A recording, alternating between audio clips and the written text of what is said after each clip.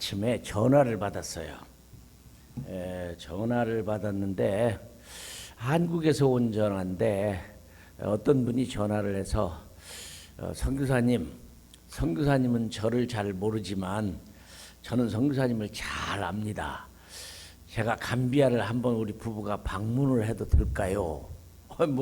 그 아프리카 먼 데까지 오신다고 그러는데 대환영을 해야죠. 오세요.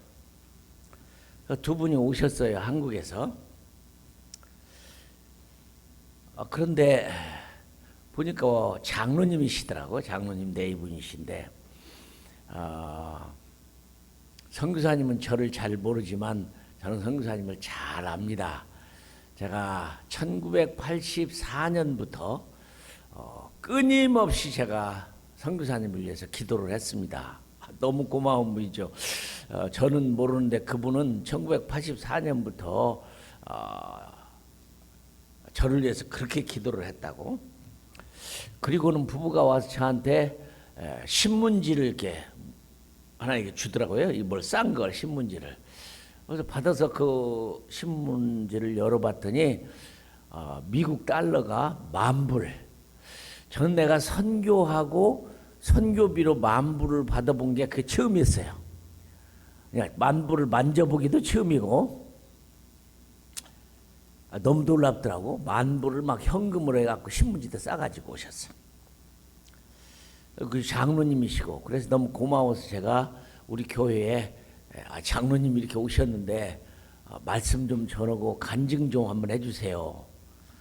그래서 장로님이 이제 간증을 하고 제가 이제 통역을 하는데, 제가 여러분들에게 제 인생의 최고의 보물을 보여드리겠습니다. 그러시는 거예요. 보물을. 근데 이 보물은 내 가족도 아니고 돈도 아니고 보물인데 보여드리겠습니다 하더니 자그마한 녹음기를 하나 꺼내는 거예요. 녹음기를 가지고 이렇게 틀으니까 제 설교가 나와. 그게 오늘 본문 말씀입니다.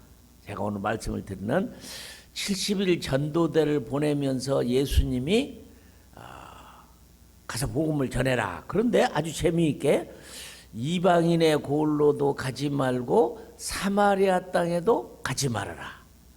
인자는 이스라엘의 잃어버린 양 외에는 보내심을 받지 않았다. 여러분 성경을 읽으면서 그 말씀 앞에 고민 안 해봤어요?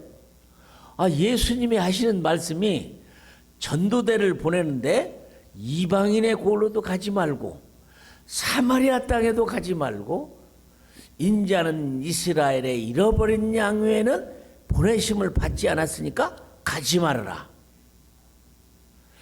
아니 선교를 말씀하시고 땅끝까지 복음 전하시라는 주님이 딴 데는 가지 말라는 거예요. 근데 이분이, 이 장로님이 성경을 읽다가 그 말 앞에 딱 고민이 생긴 거예요. 어떻게 예수님이 온 세상 사람을 위해서 오셨는데 이방인의 고을로도 가지 말고 사마리아 땅에도 가지 말고 잃어버린 이스라엘 양에게만 가라. 그러다 또 성경을 읽다 고민이 걸린 게 지금의 레바논이죠. 레바논에 예수님이 이제 복음을 전하러 가셨는데 수로보니게라고 하는 여인이 그리스 여자입니다. 수로보니게는 그리스 여자가 아마 남편 따라서 그 항구 도시니까 아주 발달한 부자 도시니까 파견을 나왔든지 따라왔다가 예수님 얘기를 들어요. 그건 대단한 여자야. 이방인인데 예수님을 가리켜서 다윗의 자손이라고 말할 만큼 성경 지식이 있었어요. 다윗의 자손 예수여, 내 딸이 귀신 들렸는데 내 딸 좀 고쳐주시오. 그랬더니 예수님이 자녀의 떡을 취하여 개에게 주는 게 합당치 않다. 인자는 이스라엘의 잃어버린 양 외에는 보내심을 받지 않았다. 이게 무슨 말이에요? 이게 하늘이 무너지는 소리예요. 여러분은 성경을 읽고 예수님을 믿으면서 그 말씀을 읽으면서 이게 무슨 말이야? 아니 예수님이 그렇게 큰 믿음을 가지고 찾아왔는데 제자들을 통해서 복음 전으로 보내는데 이방 고을로 가지 마라. 사마리아도 가지 말아라. 사마리아 사람도 유대인인데 사마리아 땅에도 가지 말고 이스라엘에 이르는 양에게만 가라. 이 장로님이 고민이 생긴 거예요. 아니 메시아는 예수님은 온 세상에 온 열방의 주님이신데 이렇게 보면 이상하다. 그래서 책을 보고 목사님들에게 질문을 하고 성경 아는 분들에게 질문을 한다고 해도 만족한 대답이 없는 거예요. 왜 예수님이 못 가게 했냐? 심지어는 이걸 보고 예수님은 살아생전에 선교를 명령한 적이 없다. 그렇게 말한 분도 있어요. 그 말이 맞아요. 성경을 다시 보세요. 예수님은 살아계시는 동안에 선교 명령을 한 적이 없어요. 없어. 신기한 일이죠. 그래서 이분이 그 고민이 된 거야. 이게 어떻게 예수님이 내가 대한민국의 메시아가 될 수 있느냐. 아니라 다를까 감비아에서도 제가 이제 복음을 전하고 교회를 하는데 누아라고는 젊은이가 교회를 나오기 시작했어요. 한 사람이 교회를 나온다는 건 모슬렘 국가에서 이건 뭐 천지개벽이에요. 그거. 모슬렘이 예수를 믿는다. 잘 들으세요. 어느 만큼 모슬렘이 예수 믿기가 어렵냐? 여러분이 모슬렘 되는 것만큼 어려워. 아시겠어요? 모슬렘이 예수를 믿는다는 건 여러분이 모슬렘 되는 것만큼 어려워. 왜 어렵냐? 이해가 갑니다. 오늘 예수 믿는 여러분들은 제정신이 아닌 분이야. 왜 아니냐? 하나님이 사람이 됐대. 사람이 돼서 세상에 어린애고 태어나셨대. 하나님이 사람이 주셨는데 그 사람 되신 하나님을 사람이 죽였대. 죽였는데 3일 만에 다시 살아나셨대. 이것을 믿는 여러분들 대단한 분이요. 제정신이 아니에요. 제정신인 사람은 예수를 믿을 수 없어요. 그죠? 그러니까 모슬렘들이 이 얘기를 들을 때 괴로운 거예요. 저 불쌍한 기독교인들을 어쩌다가 하나님이 사람이 됐다고 믿냐. 사람 된 하나님을 사람이 죽였댄다. 말도 안 되죠. 죽인 사람이 3일 만에 살아났댄다. 이걸 가서 우리가 모슬렘들에게 복음 전다는 건요, 천지개벽이야. 너무 어려운 얘기예요.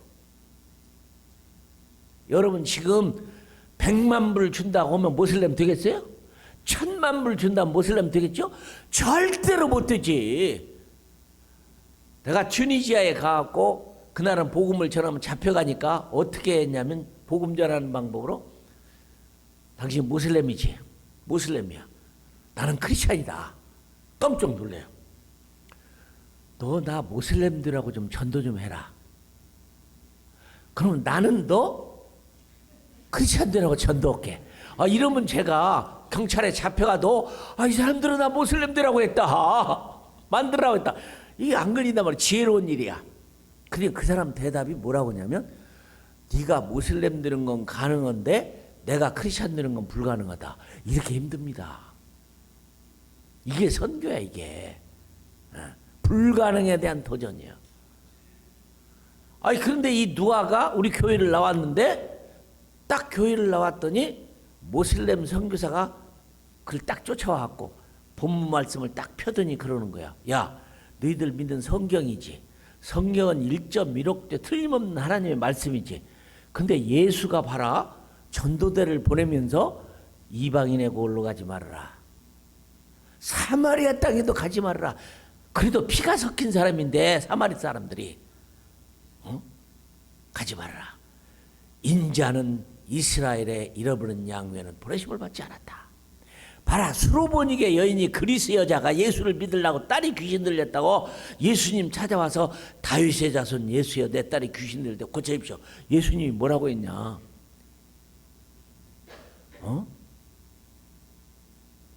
자녀의 떡을 취하여 개에게 주는 게 합당치 않다. 그 여자 개 취급했지 않냐? 자녀의 떡을 취하여 개에게 주는 게 합당치 않다. 여러분 성경 해석 잘해야 돼요. 아니 어떻게 예수님이 이 여자를 개 취급했냐고. 어떤 목사님은 설교할 때 개 취급을 했지만은 이 여인이 큰 믿음이 있어서 그럼에도 불구하고 개들도 자녀의 상에서 떨어지는 부스러기를 먹습니다. 근데 그 말이 틀려요. 예수님이 어떻게 하나님이 지은 형상인데 개 취급을 해요? 개 취급한 게 아니에요. 유대인의 속담 가운데 가축에게 먹을 걸 줄 때 자녀들에게 먼저 먹이고 남는 것을 준다는 의미로 한 것이지 그 여자를 개 취급한 게 아니라고요. 어떻게 하나님 형상을 따라 지음받은 우리를 개 취급하겠어요? 그건 잘못된 설교야. 근데 제가 오늘 그 해석을 해드리려고 하는 거예요, 이게. 근데 이 장로님도 어떻게 예수님이 한국인의 메시아가 되냐? 성경에 보니까 그들에게 가지 말라고 했고, 수로보니 여인에게도 자녀의 떡을 줘야 개에게 합당치 않다. 인자는 이스라엘의 잃어버린 양 외에는 보내심을 받지 않았다. 이게 어떻게 예수님이 한국의 메시아가 되냐고요. 근데 예수 믿고 그런 고민을 한 번도 안 해보고 성경을 읽는 분들은 참 이상한 일이야. 그러니까 이 누아가 모슬렘 선교사 가서 그 본문을 딱 펴서 봐라. 예수가 말하기를 성경에 인자는 이스라엘의 잃어버린 양 외에는 보내심을 받지 않았다고 했지 않냐? 어떻게 예수가 감비아의 메시아가 되냐? 너 잘못 믿는 거다. 그날 부로 우리 교회를 떠나버렸어요.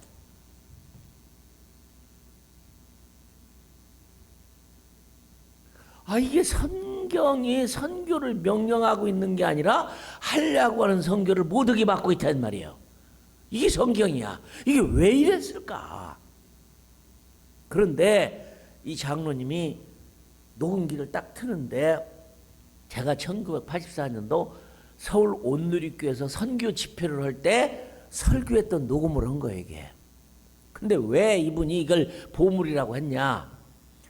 이분이 예수를 믿고 그 말씀에 딱 걸려가지고 예수를 제대로 믿기가 힘들어, 이게.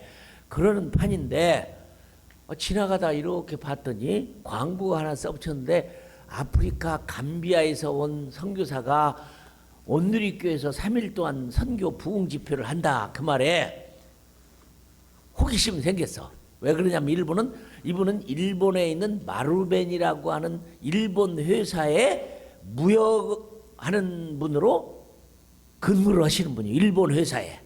그러니까 무역을 하기 위해서 전 세계를 안 가본 나라가 하나도 없어요. 물건 팔아먹으려니까. 마루벤이라는 일본의 큰 회사야. 그런데 처음 들어보는 이름이야. 감비아. 어이구 이런 나라도 있냐? 뭐 저 나라에 물건 좀 팔아먹으려면 거기에서 온 선교사가 설교를 하니까 들으면 뭐가 길이 있겠다. 그래서 아들을 데리고 온누리교회로 온 거예요. 이제 설교를 들어. 근데 하필이면 그날 내가 설교가 본문이야. 오늘 70인 전도대를 보내면서 이방인의 고을로도 가지 말고 사마리아 땅 가지 말고 인자는 이스라엘의 잃어버린 양에게로 부르시는 바스가 딴 데 가지 마라. 이게 걸렸는데 그날 딱 설교가 내가 이거였네. 왜 주님이 선교를 하지 말라고 말했느냐? 왜 가지 말라고 했느냐? 그 설교를 했는데 그분 얘기가 그날 설교를 딱 듣고 하늘 문이 열렸대. 너무너무 기뻐서 이 문제 해결을 못했는데 그날 밤에 열리고 나니까 이분이 얼마나 통곡하고 울고 막 교인들이 다 갔는데도 막 그냥 기뻐서 그냥 울고 그때부터 이재원 선교사가 누군지도 모르고 나를 위해서 죽도록 기도하다가 언젠가 한번 저분 사역지에 가야지 하고 돈 10,000불을 US 달러로 딱 싸가지고 그냥 감비아 와서 저에 내는 거예요. 그 본문 말씀이 자기를 살렸다는 거야. 그것 때문에 예수 믿기가 너무 힘들었는데 왜 예수님이 선교를 명령하지 않았을까? 수로보니 여인은 보통 여자가 아니죠. 개들도 자녀의 상에서 떨어지는 부스러기를 먹습니다. 그랬더니 예수님이 딸아 내 믿음이 크도다. 그리고는 고쳐줬어요. 그죠? 왜 예수님이 그렇게 말씀하셨을까? 해주지. 수르보니 여인이 보통 여인이 아닌데 성경도 잘 알고 그것도 그리스에서 이렇게 멀리 왔는데 이유를 아셔야 돼요. 예수님은 살아계시는 동안에 선교 명령을 한 적이 없어요. 성경 찾아봐. 없어 한 번도. 왜 그랬을까요? 이유가 있어요. 십자가에 죽으심이 없는 복음 무슨 쓸모가 있어요? 아직 예수님이 십자가에 죽지 않으셨기 때문에 구속의 일이 없어요. 죄사함 받는 길이 없어. 가서 무슨 얘기를 해요? 아직 예수님이 십자가에 못 박혀 돌아가시지 않았기 때문에 선교 명령을 할 수가 없어. 그런데 우리가 성경에 보면 예수님은 저 지금의 레바논까지 요르단까지도 다니면서 복음을 전했는데 사마리아를 지나가게 됐는데 여러분 아시죠? 유대인들은 사마리아 사람들은 아주 미워해요. 왜냐하면 유대인임에도 불구하고 이방인과 피가 섞였다고 그래서 유대인으로 취급을 안 하고 사마리아 사람은 개 취급하는 거야. 어느 정도로 사마리아 사람들은 미워하느냐? 사마리아 여자가 분만을 하려고 진통을 할 때 도와주면 안 된다. 그런 여자를 도와주면 안 되는 거. 왜? 출산을 도와주면 사마리아 사람이 하나 더 생기니까 도와주지 마라. 이게 유대인이야. 그러면 하나님이 사마리아 사람을 왜 만들었느냐? 그야 지옥의 장작에 불쏘시개로 쓰려고 만들었지. 이렇게 하는 게 사마리아 사람이에요. 그런데 예수님이 사마리아를 지나가는 거예요. 제자들하고. 그런데 사마리아 가다 목이 마르니까 사마리아 형에 우물터에 떡 앉아서 제자들은 먹을 것을 구워서 사마리아 성에 싹 들어갔는데 그때 사마리아 여인이 물을 길러 와요. 그죠? 물을 길러 와. 그래서 물 좀 달라. 그러니까 그래. 당신이 보니 유대인인데 어떻게 사마리아 개 같은 여자 나한테 물을 달라고 합니까? 그냥 예수님이 그래. 네가 내가 누군 줄 알았더라면 네가 나한테 물을 달라 할 것이다. 깊은 말씀이에요. 아니 당신 두레박도 없고 아무것도 없는데 무슨 물을 나에게 줄 수 있습니까? 네가 주는 물을 마시면 또 목마르고 또 목마르지만 내가 주는 물을 마시는 자는 영원히 목마르지 않냐고 배고프지 않다. 이 여자가 눈이 뒤집혔어요. 그 물 좀 날 좀 주세요. 근데 그 물의 의미를 가르쳐 주는 거예요. 네 남편 데려와라. 전 남편이 없습니다. 너 맞다. 지금까지 5명의 남편, 6번째 남편도 남편이 아니다. 이 여자가 뒤집어져 보는 거예요. 그죠? 그러면서 묻는 거야. 눈을 떠서 이 여자. 제가 성경을 보다가 어쩌다가 하나님 예수님이 사마리아를 지나가다 여인을 만났지 하고 했더니 주님이 나한테 그러시더라고. 야 아니다. 예수님이 일부러 그 여자를 만나려고 기다리셨다 그러시더라고. 사마리아 여인을 찾아오신 거예요. 그러면 당신들은 예루살렘에 그 좋은 성전이 있으니까 거기서 예배를 드리는데 사마리아 사람 우리들은 거절당하고 못 가는데 우리는 어디서 예배를 드립니까? 예수님이 이곳에서도 말고 저곳에서도 말고 신령과 진정으로 예배할 때가 오나니 미래 복음을 전해요. 예수님은 사마리아는 가지 말라고 하신 분이 사마리아를 찾아가셔. 우물가에서 사마리아 여인을 기다리셔. 진리를 가르쳐줘. 앞으로 예배는 이런 예루살렘 성전에서 드리는 게 아니다. 아무 데서나 신령과 진정으로 예배를 드리면 된다. 근데 여러분은 모아서 보니까 내가 이렇게 아름답고 좋은 교회, 정말 좋은 교회더라고요, 제가. 이렇게 아늑하고 이 정말 에덴 동산 같은 데다 교회를 세워놓고 예수를 믿으시는 여러분 그렇게 느끼고 사세요? 저는 아프리카에서요 나무 밑에서 예배 드렸어요. 나무 밑에서 예배 드렸어. 그것도 나무 밑에 예배 드리러 가다가 자동차가 뒤집어져 가지고 그냥 소화구 안에서 내가 막 목뼈로부터 시작해서 밑으로 그냥 뼈가 7개가 부러지는 경우도 당하고 그랬어요. 그냥 나무 밑에서 예배 드렸어요. 여러분은 이렇게 그냥 좋은 막 피아노에다가 막 키보드에다가 이렇게 좋은 막 예배를 드리는데도 이 예배의 기쁨을 못 느끼고 있으면 우리 아프리카는요, 참 할 말이 참 많습니다. 참 많아요.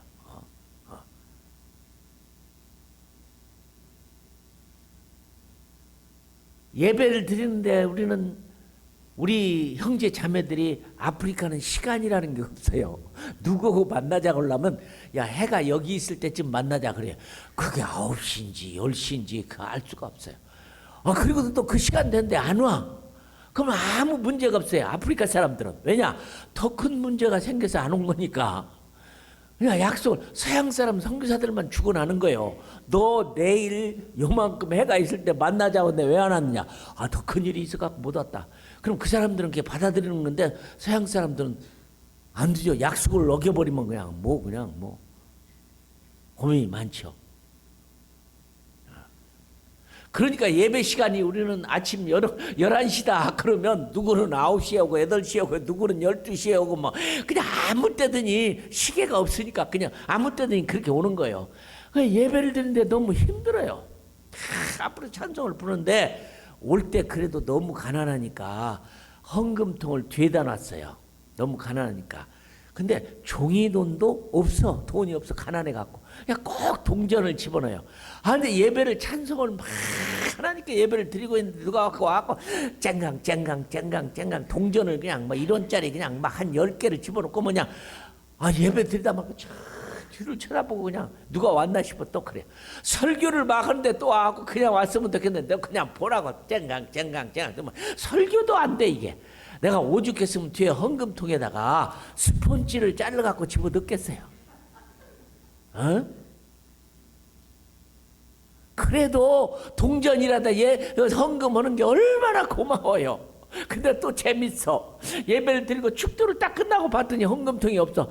누가 예배 끝나기 전에 헌금통을 짊어지고 튀어버렸어요 그냥. 이런 일이 이 가나안 여인을 주님이 만나서 예수님이 신령과 진정으로 예배할 때가 오나니,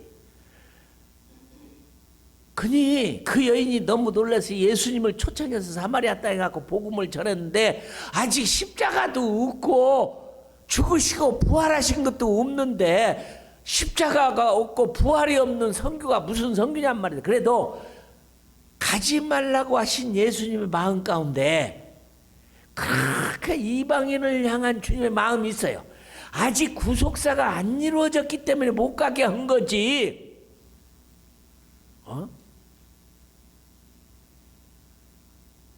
예수님이 선교를 막은 게 아니란 말이죠. 그 찾아가서 그 여인을 만나서 미래 복음을 전한다는 말이죠. 그것도 기다리다가. 자요, 예수님이 태어나셨습니다. 크리스마스가 곧 오지요. 그렇죠? 그런데 태어나자마자 예수님이 얼마나 가난했던지, 마리아가 요셉이 얼마나 가난했던지, 예수님 태어났는데 지금도요, 모슬렘들이나 기독교인들은, 유대인들은 아들이 태어나서 제사를 드리면 막 소도 잡고 양도 잡고 좋은 양으로 잡아서 하나님께 예배드리고 그러는데, 요셉은 얼마나 가난했던지 돈이 없어갖고 예루살렘에 가갖고 예수님의 8일 만에 할례 예식을 드릴 때 돈이 없어서 집비둘기, 산비둘기, 새끼 2마리로 드려요. 성경 읽어서 아시잖아요, 여러분. 나는 이해가 안 돼요. 하나님의 아들을 낳는, 예수님을 낳는 마리아에게 돈 좀 주시지.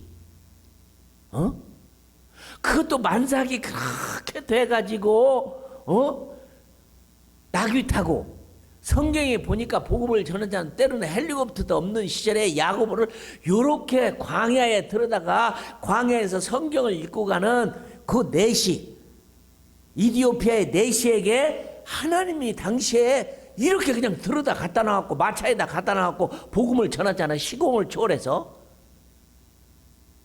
그게 하나님의 능력이에요.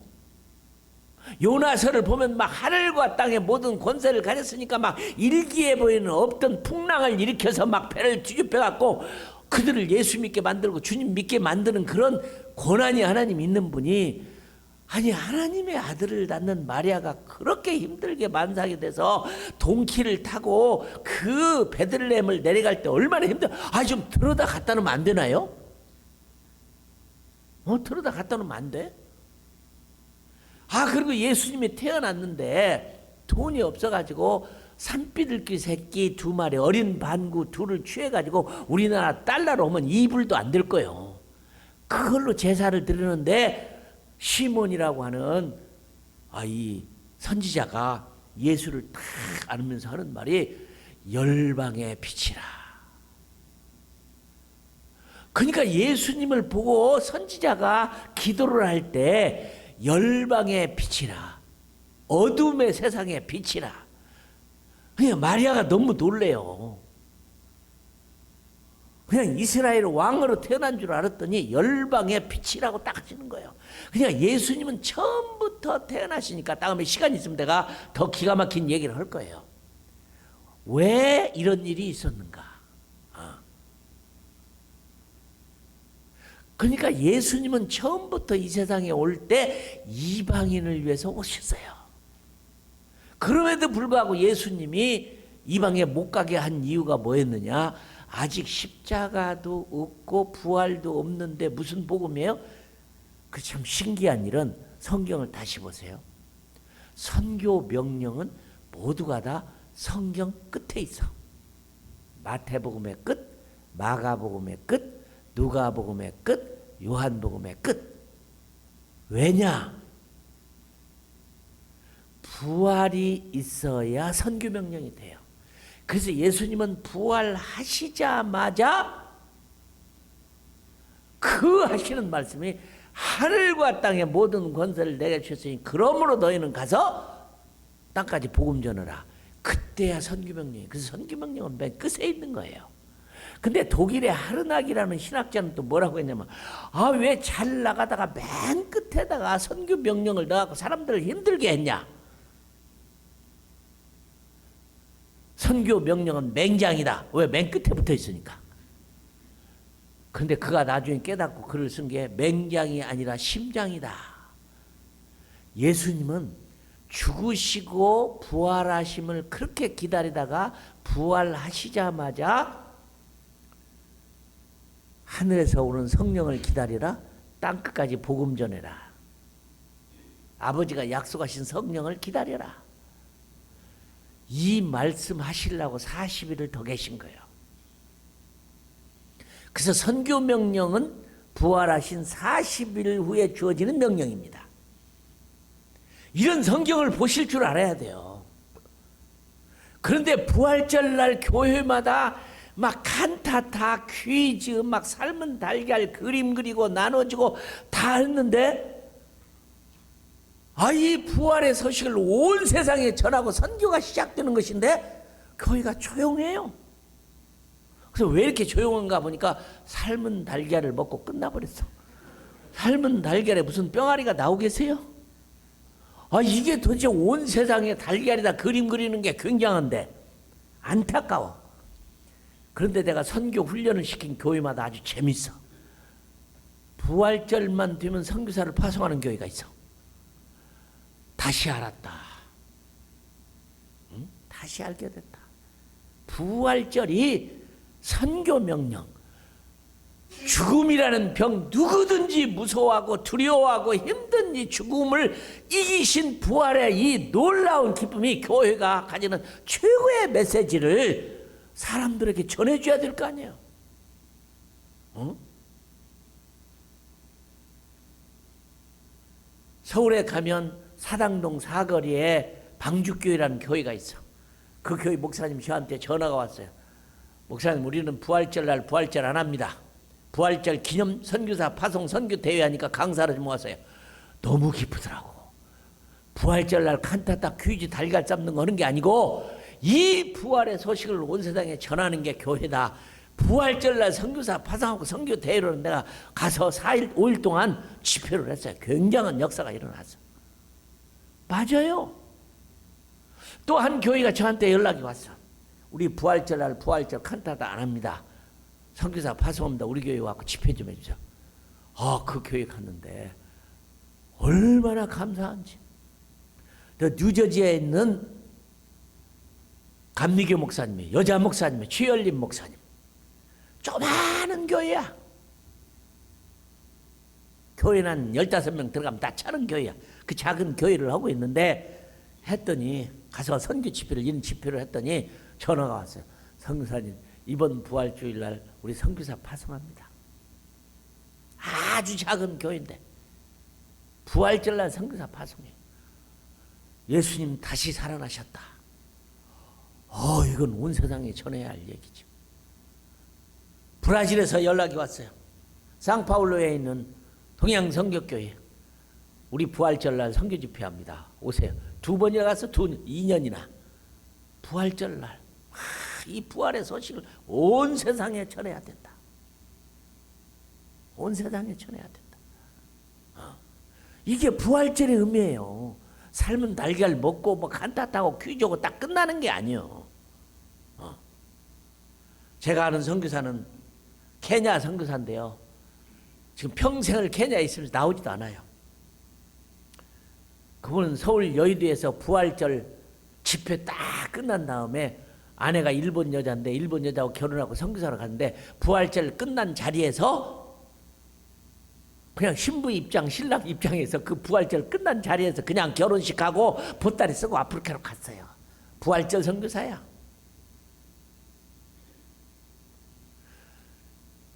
성경의 맨 마지막은 다 선교 명령이요.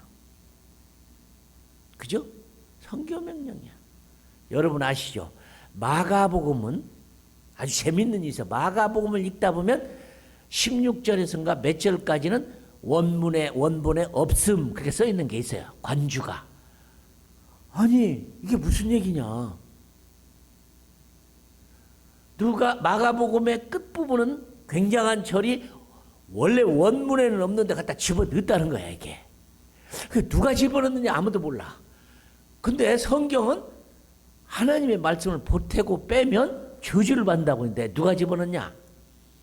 근데 집어넣었어도 아무 상관이 없는 이유가 마태복음도 주님의 죽으심과 다시 부활하심과 선교 명령인데 마가복음이 가장 원분 성경인데 마가복음에 어쩌다 그걸 빼먹었냐? 잠깐 빼먹은 거다. 틀림없이 들어가야 된다 해서 집어넣었어요. 너는 만천하의 복음을 전하라. 복음을 전하는 자에게 이런 기적이 일어나느니 독을 마실지라도 죽지 아니한다. 하나도 틀리지 않은 마태복음의 끝얘기, 누가복음의 끝얘기, 요한복음의 끝얘기를 마가복음에 빠졌다고 집어넣어도 부활, 죽으심과 부활과 선교 명령은 맞는 거니까 아무 상관없단 말이에요.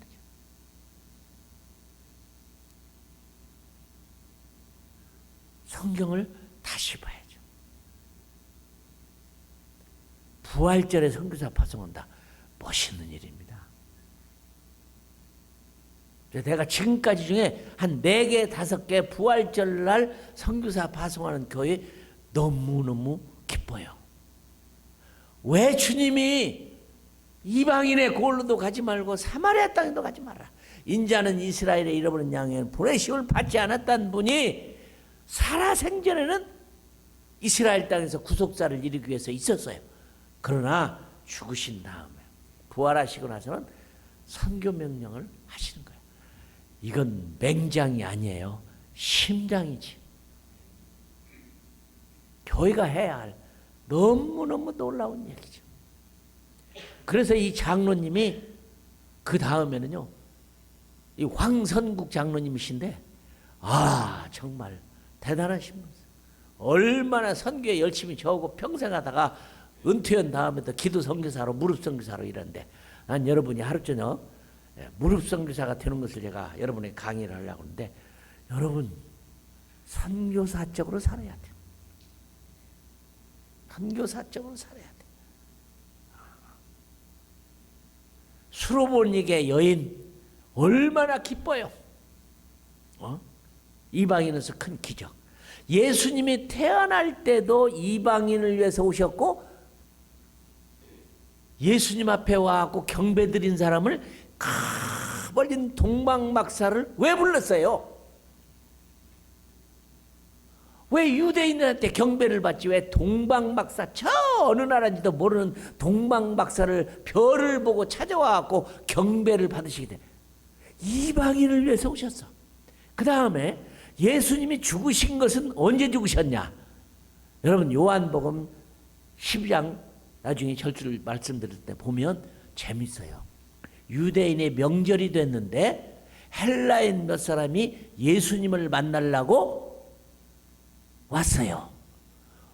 그러니까 놀란 건 누구냐 하면 빌립이야. 아니 이방인이 왜 예수님을 만나러 와? 유대인은 철저하게 예수님은 유대인만을 위해서 왔다고 믿었어요. 그게 큰 실수야. 유대인의 큰 실수는 자기들만의 여호와라고 믿은 게 실수해서 망한 겁니다. 그래 그 고통을 당하고 지금도 고통당하고 그러잖아요. 그런데 명절날에 예수님을 찾아왔어.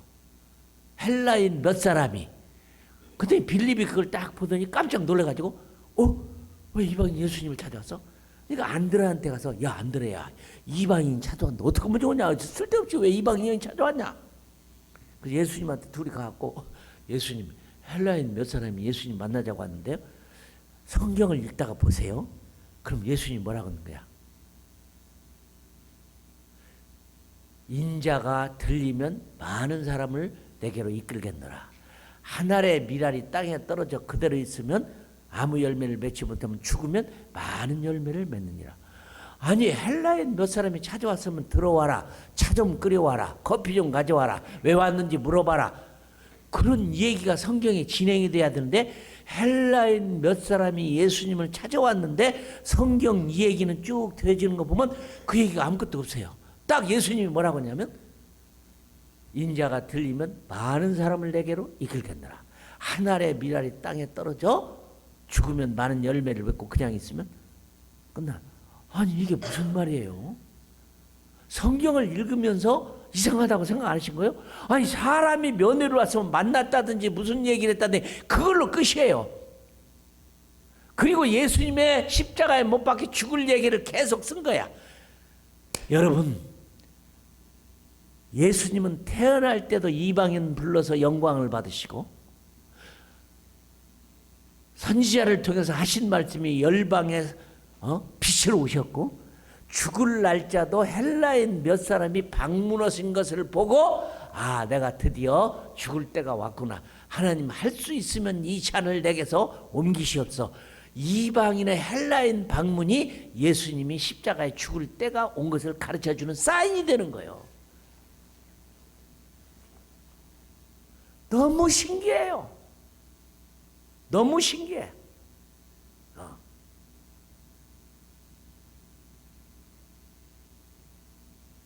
그 다음에 제가 새벽이니까 너무 길게 못하겠는데 마리아가 선교사로 가신 거 여러분 아세요? 아무도 몰라. 마리아가 선교사로 갔다는 거. 당연하지요. 예수님을 가장 잘 아는 분이 누구냐면 마리아예요. 그죠? 예수님을 가장 잘 아는 분이 마리아야.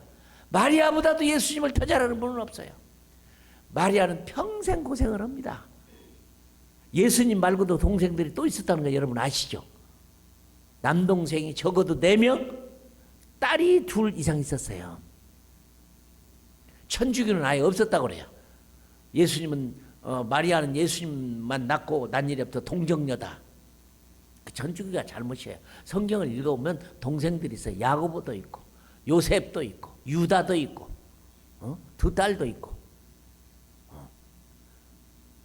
아이, 그런데 예수님의 공생의 30년을 시작하는데 동생들이 난리가 났어요. 우리 형님 돌았다. 오빠 돌았다. 귀신 들렸다. 아니, 무슨 자기가 메시아라고 저렇게 돌아다니면서 저러냐. 가서 끌어냈잖아요, 예수님. 이게 무슨 짓입니까? 우리 먹고 살기도 힘든데 큰형님이 이 모양입니까? 끌어냈어요. 또 그래도 예수님이 나갔는데 이번에도 끌어내러 갔는데 사람이 너무 많아갖고, 야, 너 가서 어머니와 동생이 왔다고 얘기해라. 근데 예수님이 그 얘기를 듣고 뭐라고 그랬어요? 누가 너 어머니요? 누가 내 형제냐? 아버지 뜻대로 행하는 자가 내 형제 어미지. 동생들이 예수님을 끄집어내러 다녔어요. 귀신 들렸다고. 믿을 수가 없죠. 그냥 어머니가 그랬겠지. 얘야, 너 형님은 하나님이시다. 그럼 뭐랬겠어요? 엄마, 같은 태중에 나와서 같은 집에 같은 변소 쓰고 같이 밥 먹고 사는 형님은 하나님이고 우리는 죄인입니까? 얼마나 힘들었겠어요. 무슨 재주로 어머니가 그분 하나님이라고 설명을 하겠어요. 성경을 읽어보면 아마 요셉은 일찍 세상을 떠난 것 같아요. 어려운데.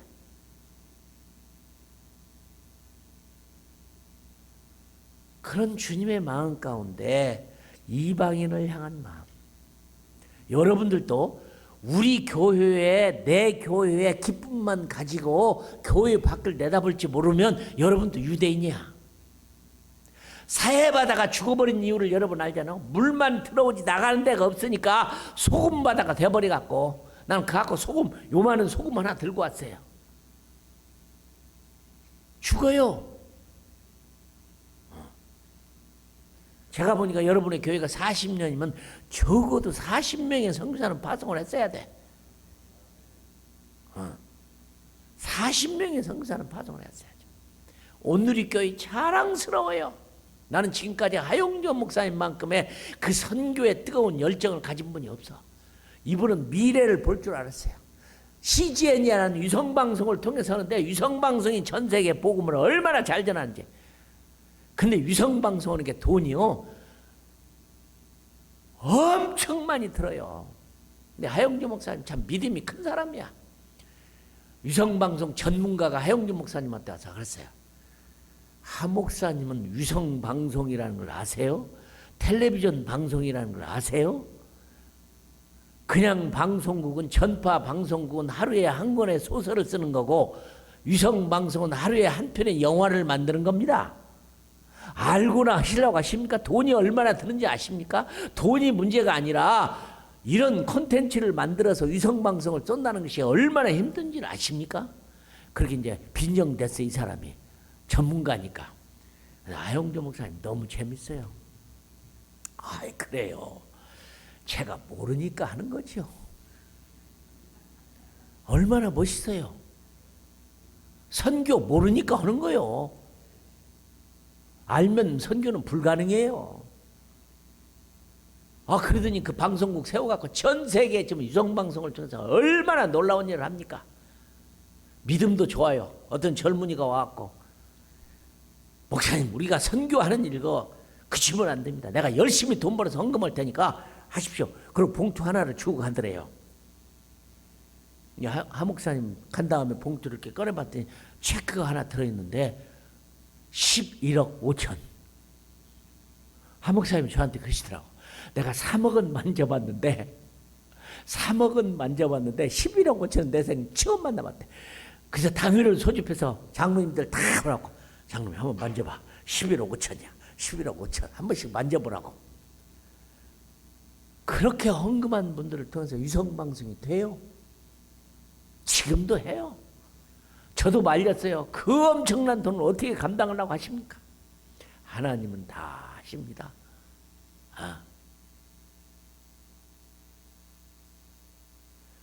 주님이 얼마나 선교하려고 기다리셨어요. 얼마나 기다리셨냐고. 아예 그분의 태어남도 이방인의 경배를 받고, 사는 것도 이방인의 경배를 받고, 돌아가실 것도 이방인이 찾아오시는 것이 사인이 돼서 돌아가신 분. 성경 다시 읽어봐요. 멋져요. 빌립과 안드레는 무슨 말인지를 이해를 못한 일.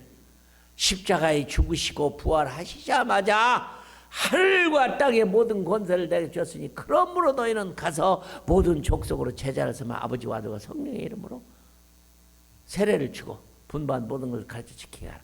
그것을 제일 먼저 실천한 분이 누구냐? 예수님의 어머니 마리아야. 터키 선교사로 갔어요. 얼마나 잘하신 분이었어. 요한아, 예수님이 살아있을 때 뭐라고 했냐? 땅끝까지 복음 전하라고 했냐? 가자. 그리고 터키로 갔어. 터키에 지금도 가면요, 마리아가 살던 집이 지금도 있어.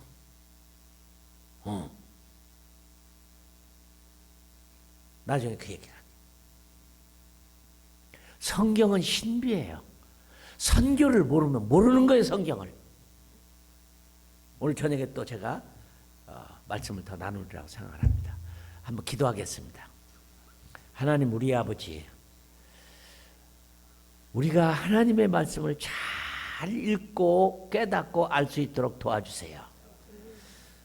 예수님은 살아생전에 선교를 명령할 수가 없었던 입장을 이해하고 이방인의 고을로도 가지 말고 사마리아 땅에도 가지 마라.